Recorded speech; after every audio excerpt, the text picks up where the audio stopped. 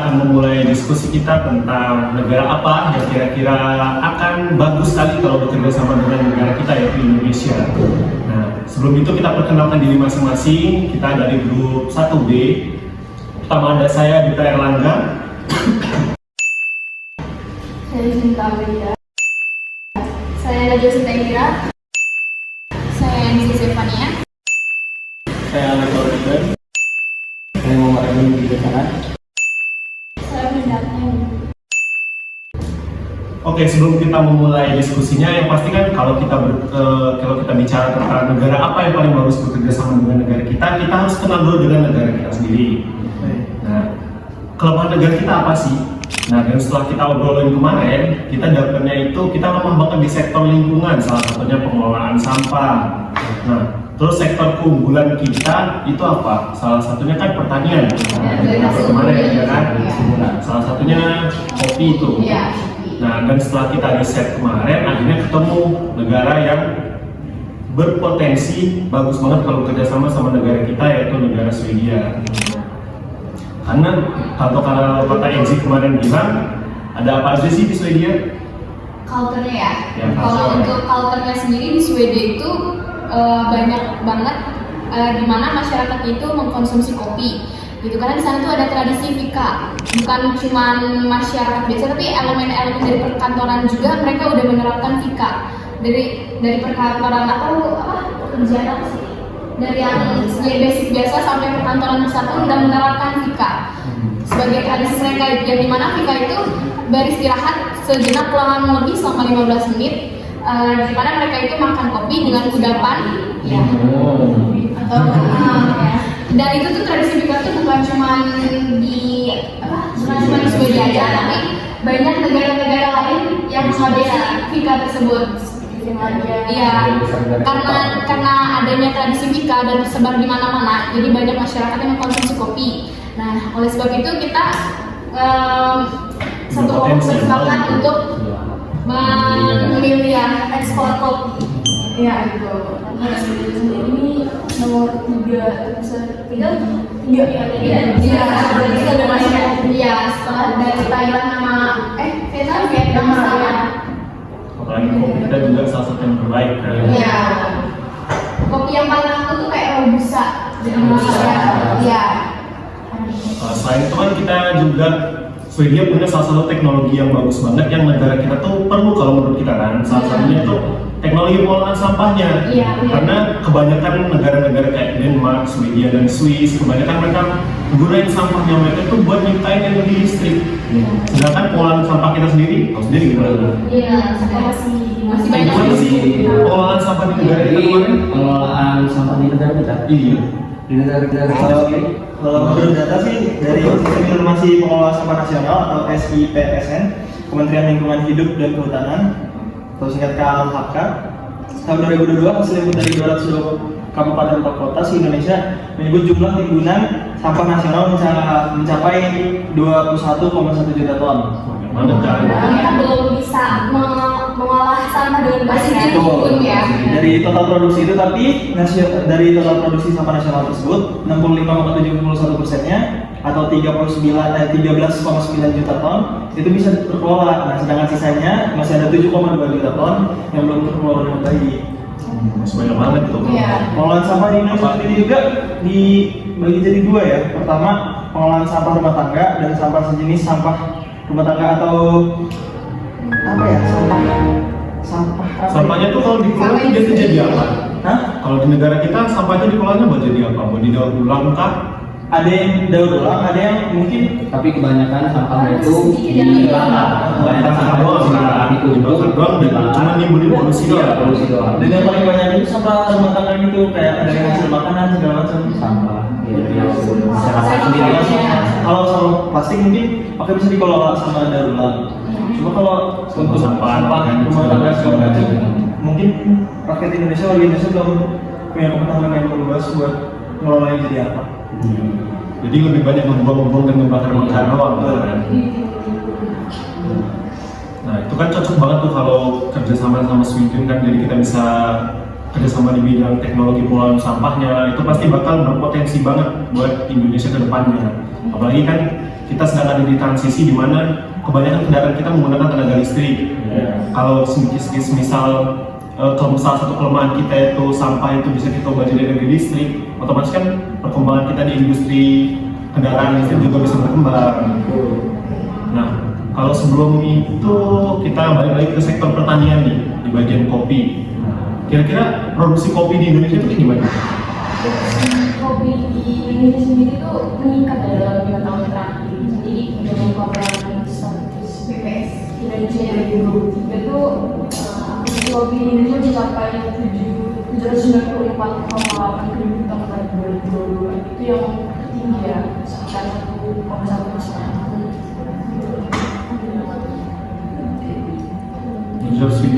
Iya, 794,8 ribu ton pada 2022. Jadi itu meningkat terus sampai 2023. Gue punya pertanyaan.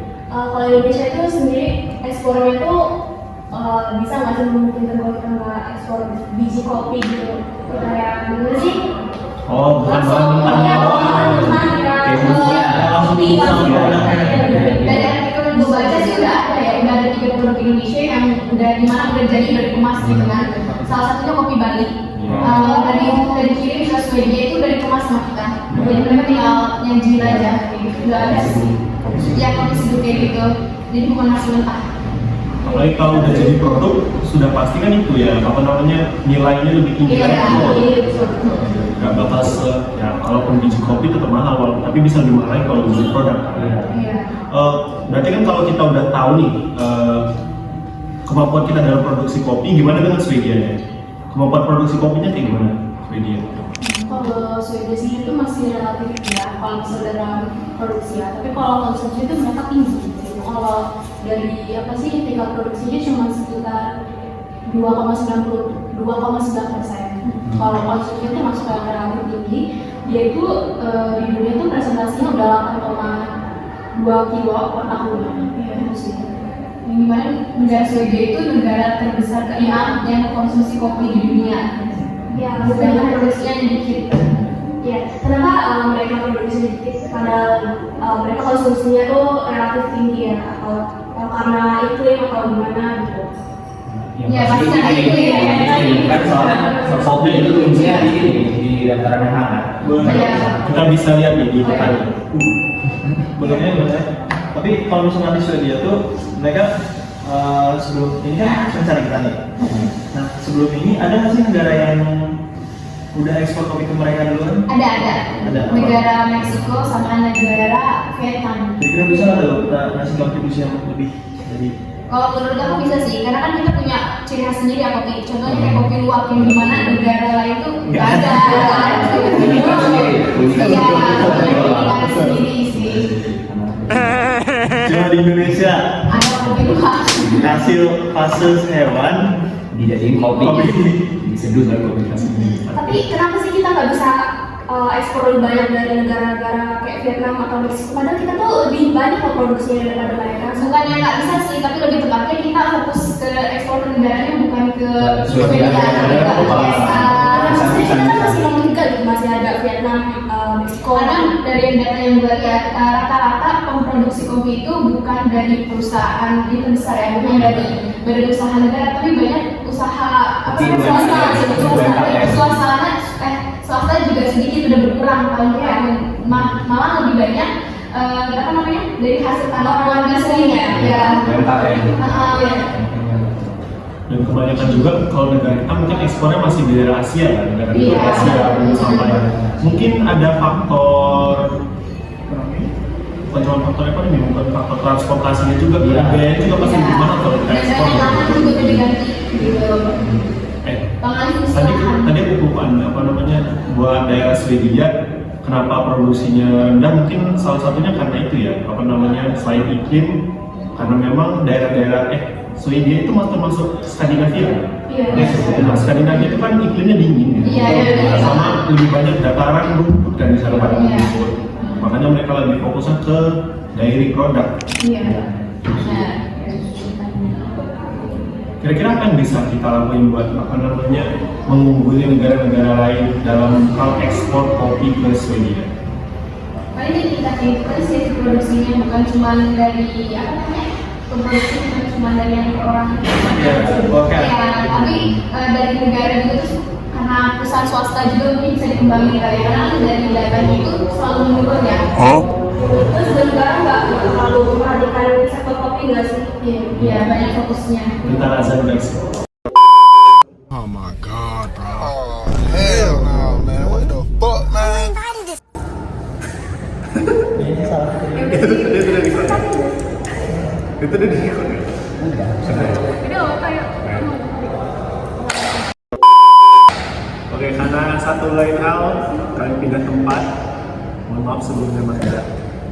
Jadi kami bakal lanjutin diskusi karena tadi kita udah bahas salah satunya pengolahan sampah di Indonesia. Sekarang kita coba bahas pengolahan sampah di Swedia kayak gimana nih? Jadi pengolahan sampah di Swedia tadi kan yang udah dijelasin sebelumnya di video yang potong tadi, yaitu deposit, yang dimana metode itu ada sampah yang melibatkan pengembalian uang tadi yang dikasih contohnya lah yang kepotong video tadi. Nah terus untuk mereka mengubah sampah ke energi listrik itu caranya itu menggunakan apa namanya itu dia iya jadi pakai uapnya itu Uap apa? uap dari pembakaran sampah itu jadi energi. Oh. Waste to energy. Waste to energy. PLTU ya jadinya Nah, pakai tenaga uap. iya, jadi waste to energy. Yang deposit tadi kayak gimana? Yang deposit kan tadi kan Itu biar masyarakatnya rajin tujuannya. Jadi kan ada fee, ada rewardnya kalau mereka ini apa namanya? deposit itu tadi. Kan ini kan baru. Oh, Ya, nanti kan dimasuk. iya, terakhir dimasukin. Nggak sering. Yaudah, nggak apa-apa. Nggak apa. Next. Lanjut.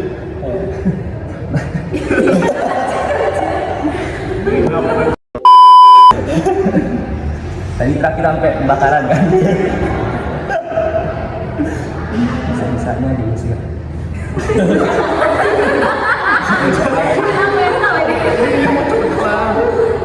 Banyak bakat nih bulan.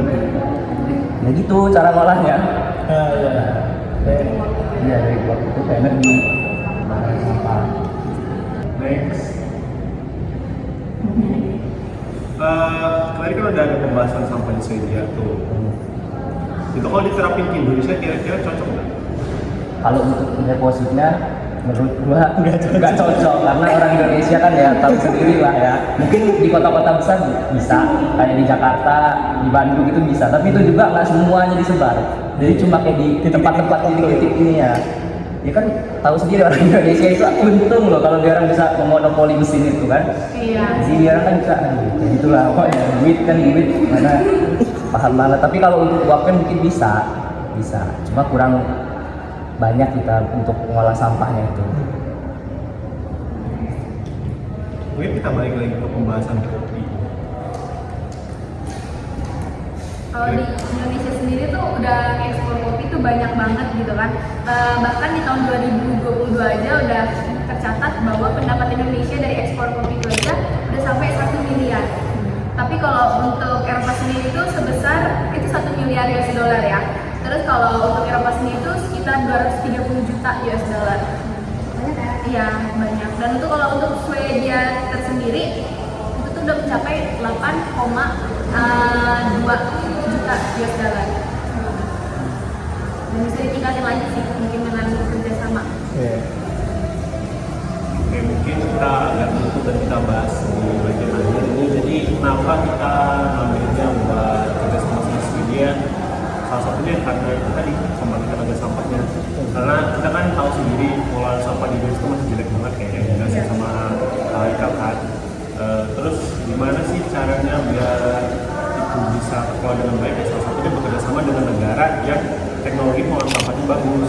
Apalagi kan negara-negara kayak Swedia itu dia orang pakai pembangkit listrik tenaga sampah atau sampahnya bisa jadi tenaga listrik. Iya. Dan dari artikel yang gue baca gitu kan, mereka itu dengan 100.000 ton sampah itu setara dengan 10.000 ton batu bara. Itu kan keren banget kan. Selain itu bisa jadi tenaga yang bisa dibilang ramah lingkungan, karena kan nggak pakai gimana ya, nggak boleh bakar-bakar kayak batu bara dan lain-lain. Itu juga bisa menghemat devisa negara kita. Tapi kalau di Swedia untuk pembakaran sampah kayak tadi energinya itu biayanya lumayan gede sebenarnya. Ya lumayan gede. Soalnya dipungutnya dari pajak. Jadi untuk energi itu bisa terkelola dengan baik di Swedia itu, dia pakai pajak merapikan ke masyarakat. Tapi listriknya jadi lebih murah. Ya, lebih murah harusnya. Itu ada timbal balik ya. Terus paling pemerintah juga harus ikut ambil alih sih ya, karena kan mereka bisa membuang sampah kayak gitu karena udah cara mereka membuang sampah juga udah terpilih-pilih gitu kan, terpilah-pilih. Mungkin dari itunya sih. Oh, itu dia. Oke, sekian Mbak Sera, terima kasih telah